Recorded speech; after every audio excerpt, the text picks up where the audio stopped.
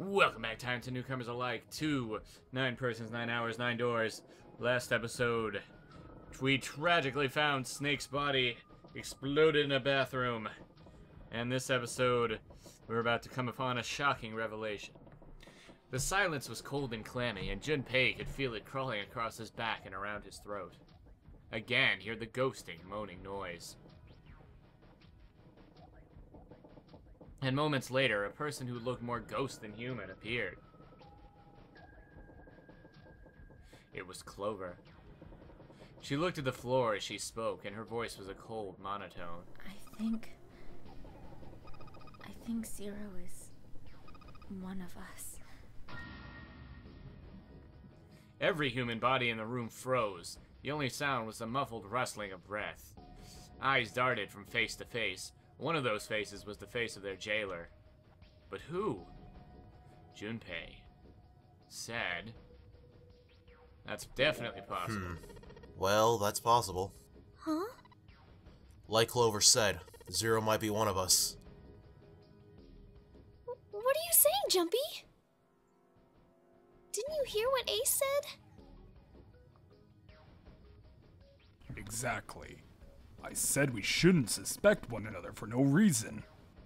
No reason? I've got a great reason. And what's that? The bracelets.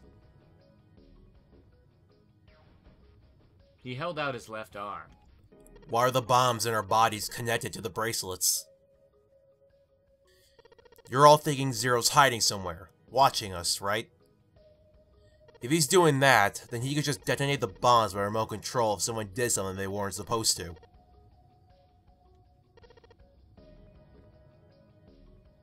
It would be a lot more precise and a lot easier. If that's the case, then why is the bomb set off by the detonator in the bracelet? Huh. You got a point. I'm not done. Try applying the same ideas to the nonary games. All the puzzles here run all by themselves. In other words, Zero doesn't have to be controlling them for the game to move forward. Why is that? Why would Zero bother to do something like that? Junpei let the question hang in the air and looked at the others. It was Sana who answered. Okay, let's say that you and Clover are right. Zero's one of us. If that's the case, then it'd be really hard for him to keep track of all of us, or control anything remotely. That's why all the puzzles run by themselves. That's what you're getting at, right? Yeah. Junpei nodded. 7. When we were talking earlier, you said any one of us could be Snake's killer, right? Yeah, something like that. Alright then. I've got a question for you, Ace. You said something like Zero must be the one who killed Snake, right? Yes, something like that. I can't think of any other explanation. So what do we get if we combine those? They fit together pretty well, I think. Something like this. Whoever killed Snake equals Zero equals one of us. 7 and Ace's theories aren't mutually exclusive. They actually complement each other pretty well. At least they do if Zero is one of us. No one spoke. Their faces were grim, but Junpei wasn't sure if they believed him or not. Finally, Lotus spoke up. What were his motives? His motives? Yes. Isn't that pretty important? Why would Zero want to hide as one of us? Oh. Well, that's because, Junpei choked. He hadn't thought of that, and he had to be honest with himself. He had no idea. I don't know. Lotus sighed.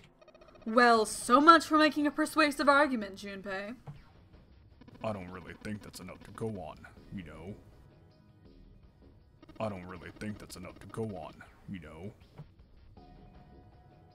Junpei was painfully aware of their eyes on him and their disapproval. He tried to find something else, anything else to look at, just when he felt he could bear it no longer.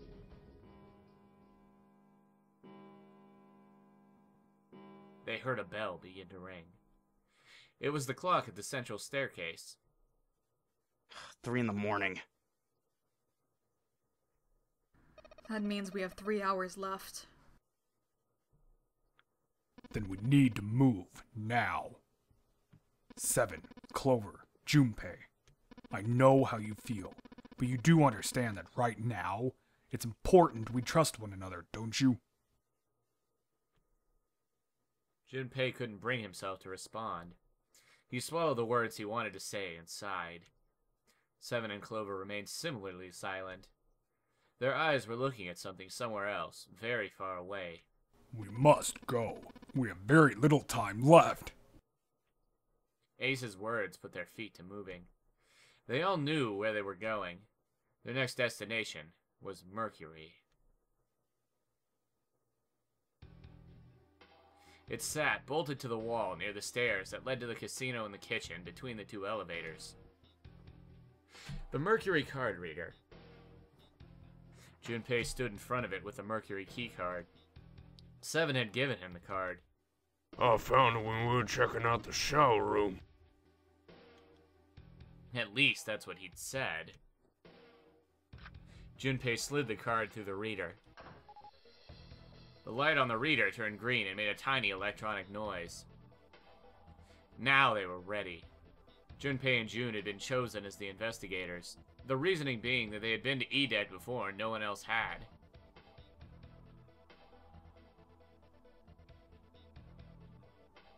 As before, Junpei sent the elevator ahead to make sure the floor they were heading to wasn't flooded. As before, the elevator returned as dry as when it had left. Once it had been checked for water, Junpei and June stepped into the elevator.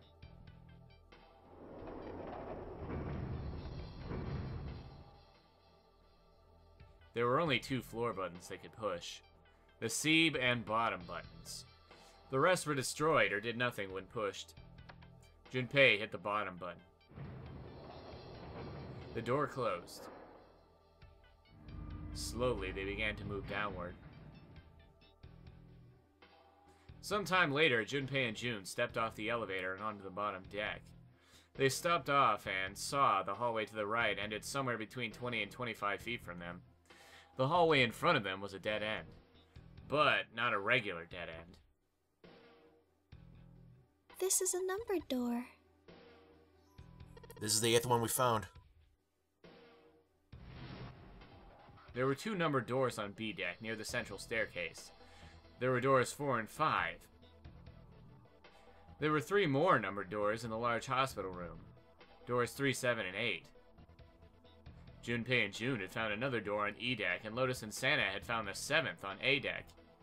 There was a 6 on the door on E deck, and a 1 on the door on A deck. 4, 5, 3, 7, 8, 6, 1. And now door 2 stood in front of Junpei. There was only one thing it meant. Do you think the next door we find? Yeah, I think so. The next one's gonna be door 9. Despite himself, Junpei felt excited. There was something about that excitement that frightened him as well. He did his best to put it from his mind and headed back to C deck with June.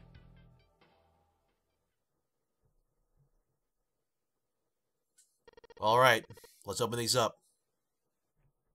The pieces of paper they'd folded up lay on the ground next to Junpei's legs. There were 7 of them all told. They were written on paper pulled from Junpei's notebook, and each one bore a code name and a door. Why had they decided to vote that way? They decided it wasn't fair to simply ask everyone at once. That would allow people to force others to go through certain doors. Well, that wasn't the only reason. Junpei had proposed their voting system, and he had a plan.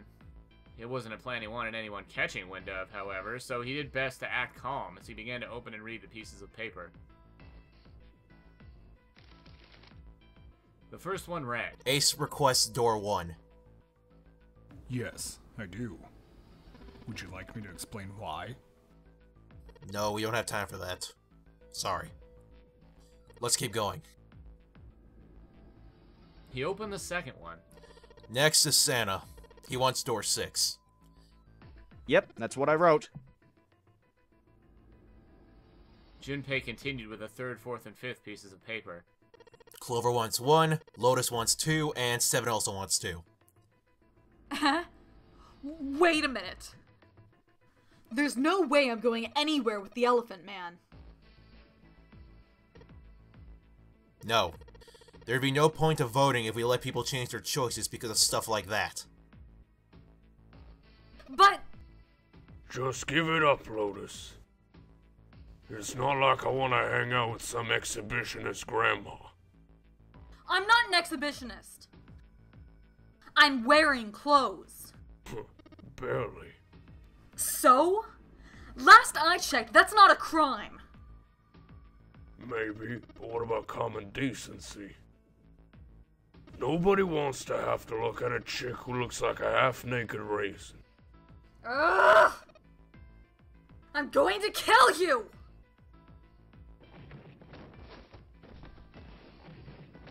Lotus's hair flared out like the mane of an angry lion, and she roared with a voice that shook the walls. With some difficulty, Ace managed to restrain her. Junpei, read the rest. Right. Junpei tore his eyes away and looked down at the sixth piece of paper. He opened it. June wants door 6. Yes. I don't really have a reason. I just felt like it. All of the papers, save Junpei's, had been read. He did some quick calculations in his head. People who requested door 1, Ace plus Clover. This was the door on A deck, near the central staircase. People who requested door 2, 7 and Lotus. This was the door on the bottom deck, and could be reached by taking the elevator to the bottom of the ship. People who requested door 6, Santa plus June. This was the door on E deck, and could be reached by taking the elevator near the central staircase down. It took him less than a second to run the numbers. He opened the 7th piece of paper and spoke. Okay, the last one is mine. I want to go through...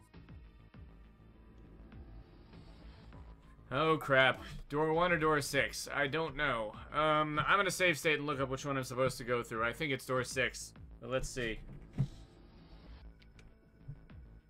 Door 6 it is. That's what I thought. I want to go through door 6. Junpei flipped open the piece of paper. It read Junpei, door 6. Of course it did. He'd written it after all. That's a problem. June spoke, barely above a whisper, but they all knew what she'd said. None of these teams will be able to go through the doors they want. Clover and I chose door number 1. Lotus and I choose door 2. That's not enough people to open a numbered door, however. The digital routes don't match up either. We've got similar problems. Junpei and I want to go through door 6. But our digital route is 5. If we're gonna open the door, we need a 1. Damn. What are we going to do now? What are we gonna do? Junpei crossed his arms and did his best to put his thoughts in order. The others followed suit, but with little result. Eventually, Clover broke the silence. Why don't 7 and Lotus go through door 1? With me. Her face was cold and flat, as was her voice, but her logic was sound. 7 and Lotus looked at each other. 7 plus 8 plus 4 equals 19, 1 plus 9 equals 10, 1 plus 0 equals 1. The first problem resolved, Ace spoke up. What about me? Isn't it obvious? Wasn't one of the teams just complaining that they didn't have a 1? You mean I should join Santa's team? Clover nodded, her face still cold and emotionless. Her attitude and posture could not have been more different than the energetic girl of only a few hours before. No one seemed ready to contradict her. Her response was understandable, given the horrible situation in which she had found herself, but even so... I understand. I will go through door 6 then. If we do as Clover has suggested, we can all pass through a numbered door. No one will be left behind. This seems to be the most reasonable solution. 3 plus 6 plus 5 plus 1 equals 15. 1 plus 5 equals 6. 7. Lotus, what do you guys think? I don't have a problem with it. Me either. Alright then, we're good to go.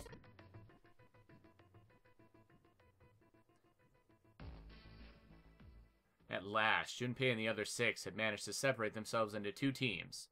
Clover, 7, and Lotus headed to A deck, where door 1 was near the main staircase. Junpei, June, Ace, and Santa, however, took the elevator to E deck.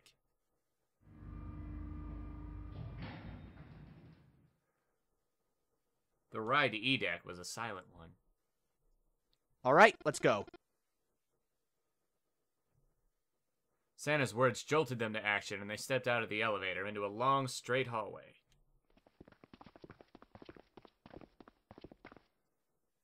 Before long, they arrived in front of door 6. One by one, they put their palms over the red.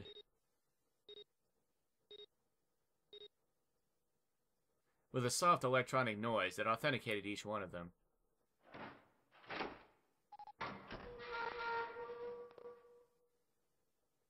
The door opened.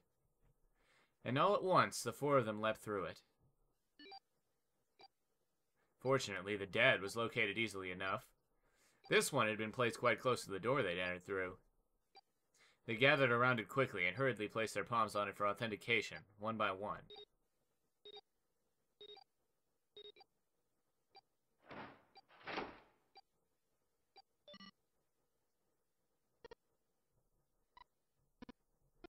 It stopped. Yes. It stopped. The countdown had ceased, but Junpei's heart was still pounding into his chest like a frantic, thunderous drum. It felt as though it might shake itself up and out of his throat. He'd been through the doors 3 times before, but repetition had not dulled the experience. He was not anxious to find it dulled, however. He hoped to be free of that ridiculous game long before that happened. Alright, let's go. Without attempt at good humor, Junpei took a deep breath and began to walk. He jogged down the stairs at the end of the hallway and found himself staring at a large door. It was a heavy thing made of iron and more than a little threatening. He took hold of the bar that served as its doorknob and shoved it down.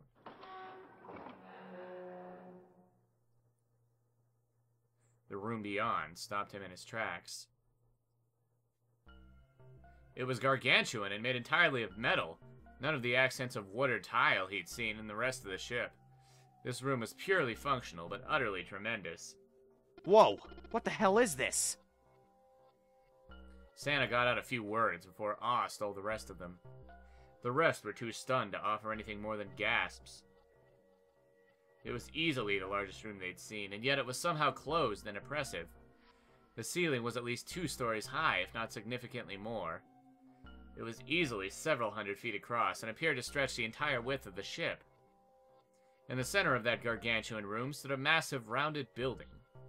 Even from a distance, the sheer bulk of it was oppressive. Junpei could feel the room, the building, even the air pressing down on him. Junpei and the others were standing on the scaffolding that crisscrossed the whole area. The proper term was catwalk, Junpei thought, although that didn't seem particularly important. Alright, let's head downstairs. Nearby was a long iron staircase that made its way eventually to the floor beneath them.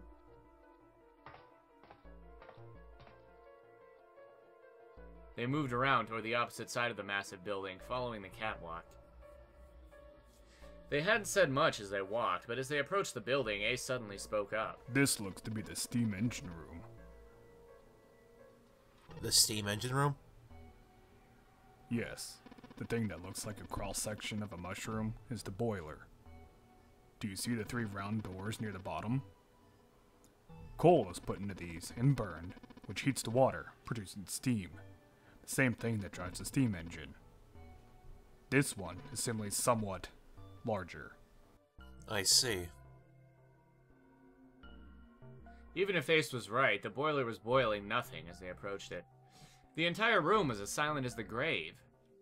Suddenly, Junpei heard a noise behind him. He turned just in time to see June collapse to her knees. Hey! What's wrong? Are you alright? He dashed toward her and wrapped his arm around her shoulders to steady her. It was then that he noticed. You're really warm. Is your fever coming back? Yes. Yes, it probably is. But I'm fine. Please don't worry about me. I just need to rest, and I'll be fine. Her voice was weak and forced, and it said a great deal more than her words did. Junpei carried her to the nearest wall and propped her up against it. She let her head fall back against the wall, as if she no longer had the strength to support it, and drew a ragged breath. Her eyes were empty, as if she was having trouble focusing them, and even speaking seemed difficult for her. Junpei felt his hand ball itself into a fist and clenched tight, his knuckles whitening. He had to find a way out, and quickly. He turned and looked at Ace and Santa in turn. They might not have shared the depth of his emotion, but they certainly shared his concern. He didn't need words to express the urgency of their situation. Alright, let's get started. Hang in there, June. I'm gonna get you out of here real soon. She managed a small nod before leaning back to rest her head on the wall.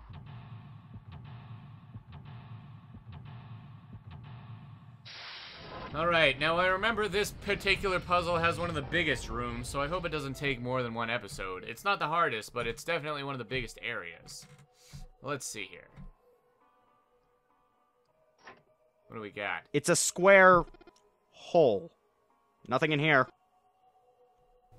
Ah, look at the back wall there. I can see 3 small slots.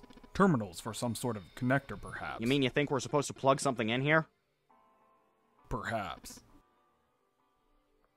I believe we are. And I believe it's 3 chips, if I remember correctly. Anything else? I'd say this is probably here to move coal from place to place. It probably comes from over there. And then the belt carries it down the tunnel and out here. So, if the conveyor belt was moving... Yes, the coal would almost certainly come out here. Sure it would. Okay, I believe we're supposed to go upstairs, so let's do so. What is this? Given its placement, this must unlock the door to the left. There's a weird indentation on top of this thing. You think that means you have to insert something here? Yes, I would imagine so. Okay. Looks like this thing unlocks the door. There's a depression here that looks like they're on the outline of the 3 circles laid on top of each other in a triangle. Okay. Okay, we read that already. Shut up.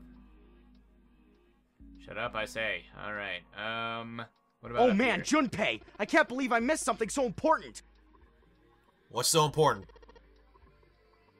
Look at those stairs! Look at them carefully! That gap! That height! That angle! It's perfect! Perfect? Perfect for what? Whatever, just bring Clover here, right now! Tell her she needs to walk up and down these stairs. Huh? Clover's not here. What the hell is he talking about? Don't really get it, but apparently these stairs are perfect for something. Can we go up them? Catwalk on the upper floor. There's a staircase that reaches out from the catwalk to the boiler. Okay, so it's not letting me go up those stairs yet, I see. What about... There's a pillar like this on the other side. Yeah, you're right.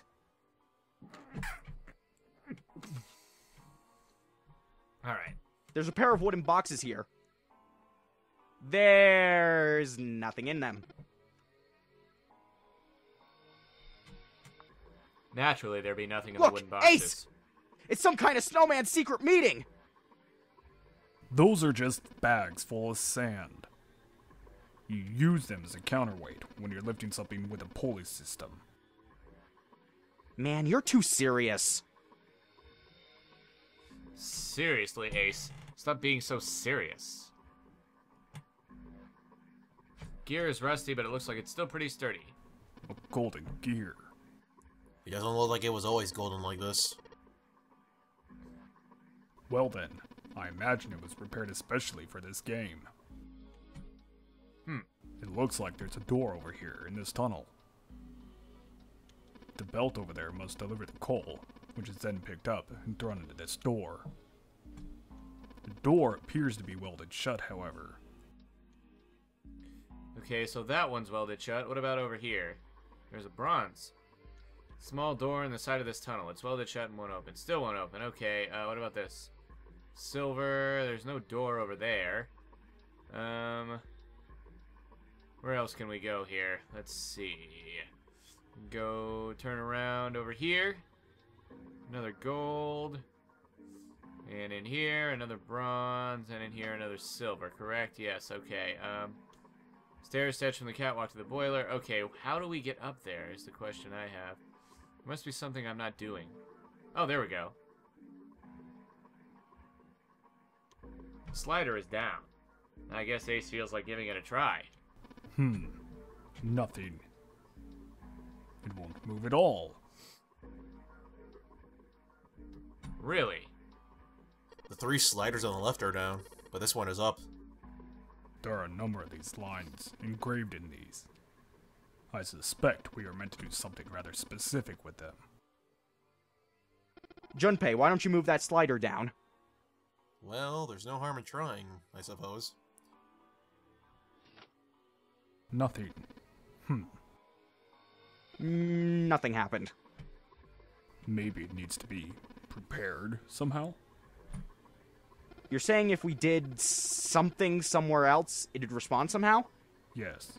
Suppose that's one way of putting it. Sure is, Ace. Alright, up we go. What's this? One of the doors on the furnace. There's an A on it. There's a circular wheel in the center of the door. Alright, let's give that sucker a twist. Well, it's noisy, but it opens. Well, it's noisy, but it opens.